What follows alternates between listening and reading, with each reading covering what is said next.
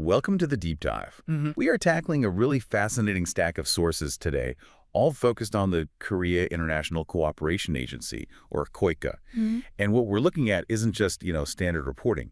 It's this incredibly detailed, dual-pronged strategy. Right. It shows how a major development agency is aggressively pivoting its entire structure toward artificial intelligence. A full institutional AX transformation, they're calling it. Exactly. And at the very same time, they're running this massive public campaign to root their work, their ODA, much deeper in national pride and even personal aspiration. That tension right there between the high-tech reform and the high-touch public outreach Hmm. is what makes this so compelling. It is. So our mission today is really to unpack what's behind KOICA's recent moves. They're moving fast. Very fast. We need to understand the function of their new AI control tower, how they use November's Development Cooperation Day to push this vision of KODA, and, what this AI-driven approach actually means for global development and for climate action. And it's so clear that November was the launch pad for all of this. It was this powerful window of activity anchored by that official Development Cooperation Day. A moment for them to reflect on the value of their work, but also to signal future direction. We'll be digging into a lot that happened right around that time. Okay, so let's jump in. First, the branding. KOICA is explicitly linking ODA to a feeling of national pride, of joy even. Yeah, and they're doing it through this very focused, very emotional branding effort. They relaunched their second big campaign using the phonetic Korean rendering of their name, Juai. And it's more than just phonetics, isn't it? It feels like an identity redefinition. It is. It follows last year's campaign, which was very simple. Thank you, KOICA. That was gratitude. It's safe. But this year's message, KOICA, it's my pleasure, that just shifts the whole dynamic. Completely. It positions development assistance not as a burden, not as charity. But as a source of joy, a source of pride for the Korean people themselves, making them the main force behind it all. It's a brilliant marketing pivot. I mean, traditional ODA appeals often lean on moral obligation, right, or crisis. Sure. This my pleasure framing feels almost commercial. It invites the public to see ODA as an extension of their national identity. And the campaign is running until December, using a huge suite of online and offline ads, videos, the works. And the public response shows that the shift is working. Our sources say the first teaser video got over 210,000 views in just over a week. Wow. That's not just passive viewing, that's real enthusiasm. It speaks to a public hunger for positive national stories. But what's truly insightful is who they chose to represent this brand. The Goeke individual. Exactly. They featured 5 representative figures, and the whole point was to show how anyone can change the world in their own way. And this isn't just high-level officials or famous philanthropists. The range is what's so striking. Tell us who they featured. Well, they cast a very wide net. You have the model Jung Hyuk, then a former World Friends Korea volunteer who became a star instructor, Waido. But then you have an 80-year-old senior volunteer, a social entrepreneur, and an NGO activist. That contrast is the message itself. You have a retired senior citizen, demonstrating this hands-on commitment right next to a high-profile social media figure. And they're all linked under this one GOEC brand. It just democratizes the whole idea of contribution. It does. And that's the core idea they're driving at, what they call the GOEC moment. So what is that exactly? It's connecting the most authentic self-development, the growth and pride of these individuals, to the most authentic development cooperation. It merges personal aspiration with national contribution. It makes ODA feel relevant. It's basically saying your personal happiness is tied to our global impact. Precisely. Okay, so that branding shift is all about public perception. Now let's look at the engine driving KODA. We have to pivot from that brand image to the institutional structure. Right. Because KOICA is implementing this massive internal change they call AX, or AI transformation. And this aligns directly with the Korean government's broader AI grand transformation strategy. And this is where the real structural overhaul begins. They acted with significant institutional weight. They officially launched the AI Committee on October 29th. At their headquarters in Seonam. And crucially, this committee is positioned as the organization's AI control tower. It's set up to guide all strategy and implementation from here on out. So it's not just some advisory board. No, no, this is the nerve center for their entire technological future. And at that very first meeting, they moved right away to review the KOICA mid to long-term AI strategy. Yes, and this is where they take the government's broader national policy, the AI for All strategy, and apply it directly to KODA. So what does AI for all actually mean in the context of development assistance? It means embedding AI into every single layer of their operation and their mission. This isn't just, getting a new IT system. Right. It's a full commitment to becoming an AI-centric development organization. And they define their roadmap around 4 core values. Okay, let's walk through those because they really reveal that strategic tension we talked about. Absolutely. So the first value is building a foundation for a win-win AI transformation. That means improving their own efficiency, sure, but also making sure that the partner countries benefit equally. So it has to serve both sides. Both sides. Second, they aim to contribute to Korean-style AI globally. This signals a clear intent to export Korean models, Korean expertise, Korean infrastructure. It's a soft power play through tech. So it's not just about adopting global standards, it's about strategically promoting their own national AI ecosystem overseas. Exactly. The third value then directly addresses their core ODA mission, strengthening AI capabilities in developing countries. The capacity building part. The capacity building core, yes. Focusing on infrastructure and training to make developing nations partners, not just recipients. And finally, the inward-looking value, pioneering advanced AX for internal work efficiency. Okay, so a hugely complex goal.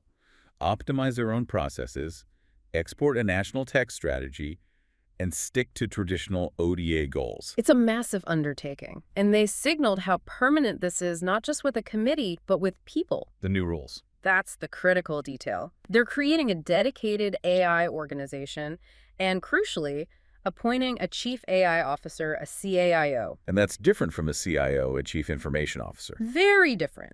A CIO manages existing systems. Appointing a CIO signals that AI is now a core executive function. It's a policy driver, a strategic asset, not just a back-end IT project. It's on the level of financial planning now.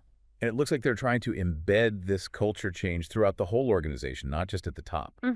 They're using things like internal AI ideathon competitions. To generate ideas for actual work processes. Yeah, things like reducing overhead or improving how they monitor projects, and they've introduced an AX facilitator system to promote voluntary participation among employees. So it has to be adopted from the ground up, not just commanded from the control tower. They know it has to be. This intense institutional commitment to AI, then, it really quickly translated into a high-profile external event, one focused on those global priorities, like climate action.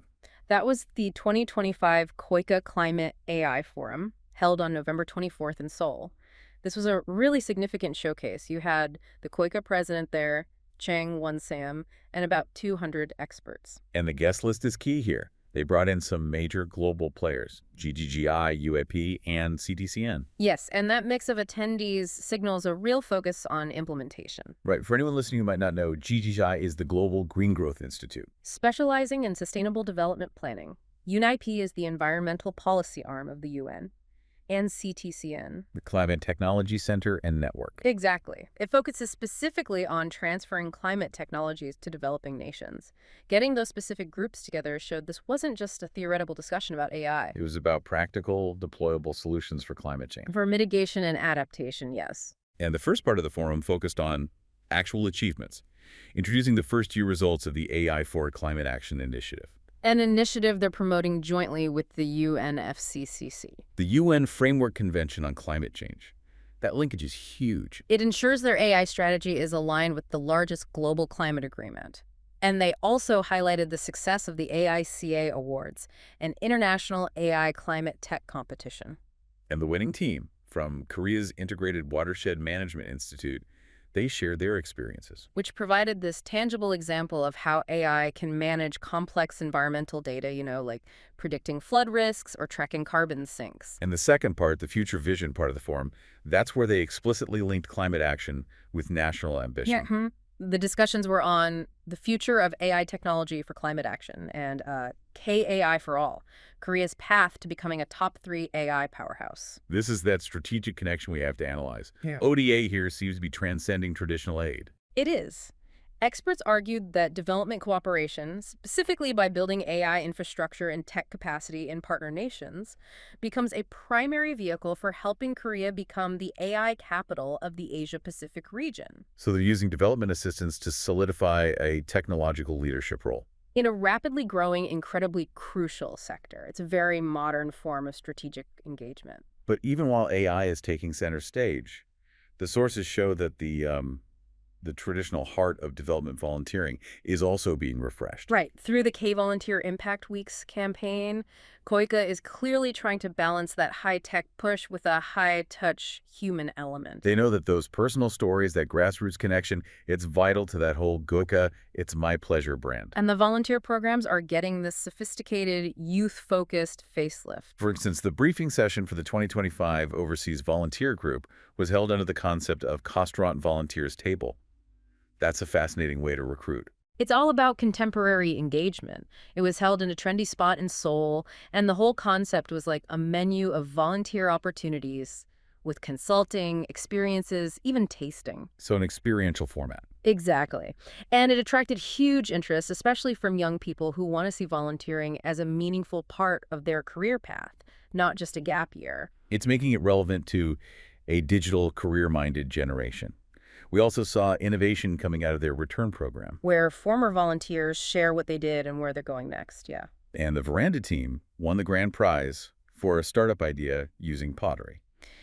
And that's the crucial takeaway from the volunteer side. It's about translating that cross-cultural experience into continued, measurable, impactful activity. Whether it's a social enterprise or something else. Right. And this whole emphasis on the human contribution, it all culminates in December with the 20th Korea Overseas Volunteers Awards ceremony.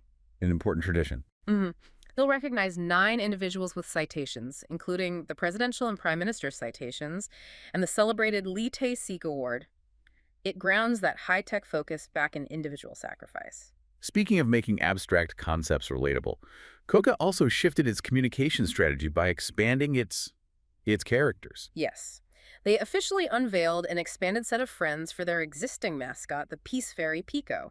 Now they're the PeKO Friends. This is maybe the most outwardly accessible piece of the whole strategy. I think so. Because these friendly, cute characters, they embody KOICA's 5 core values and, most strategically, the foundation of the UN Sustainable Development Goals, the SDGs. Wait, so they actually mapped the complex global targets of the SDGs onto cute animated characters. Which 5 goals are they linking them to? They correspond directly to the famous 5 Ps of the SDGs.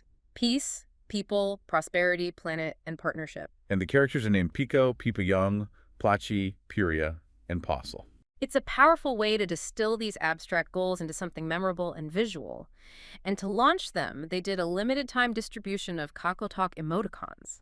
Instant mass-market visibility. That is true mass-market outreach for development goals. I mean, you're taking UN policy and putting it directly into everyday digital chats. And here's the part that really expands their reach. KOICA plans to allow external organizations and the general public to use PeKO Friends free of charge for non-commercial purposes. So for things like educational materials, murals, fairy tales, all free to use. Exactly. That decision turns these characters into open-source communication tools for development and education. It ensures their message, and the whole framework of the SDGs reaches a much, much wider audience. So we've seen KOICA execute this incredibly ambitious, almost paradoxical dual strategy in this deep dive. On one hand, you've got the top-down structural commitment to AI transformation, the AX led by a new control tower and a dedicated CIO. A massive technological and strategic investment to export Korean-style AI. And then on the other hand, you have this simultaneous, intense, bottom-up effort to make ODA a source of public pride. The It's My Pleasure campaign. Yeah. Using everything from an 80-year-old volunteer's story to a cute character system based on the UN SDGs to define KOD as both high-tech and profoundly personal. And the success of the whole strategy really rests on whether they can bridge those two worlds, the algorithm and the activist. Right. And if we connect this back to the bigger picture for you, the learner, think about this. The core function of ODA has long been, resource transfer, capacity building schools, roads, hospitals, Yeah, traditional the stuff. traditional aid initiatives. But Koika's strategy is explicitly using AI not just for their own efficiency, but to build developing nations' AI capacity, to build their technological infrastructure. This raises a really important question. As major development agencies embed this AI for all strategy into global efforts, does the success of future international aid depend more heavily on technological infrastructure like data centers and AI training models than on those traditional aid initiatives? I mean, what does development cooperation even look like when its primary delivery vehicle is an algorithm? That is certainly a complex and pivotal question to consider as this transformation accelerates. Until next time.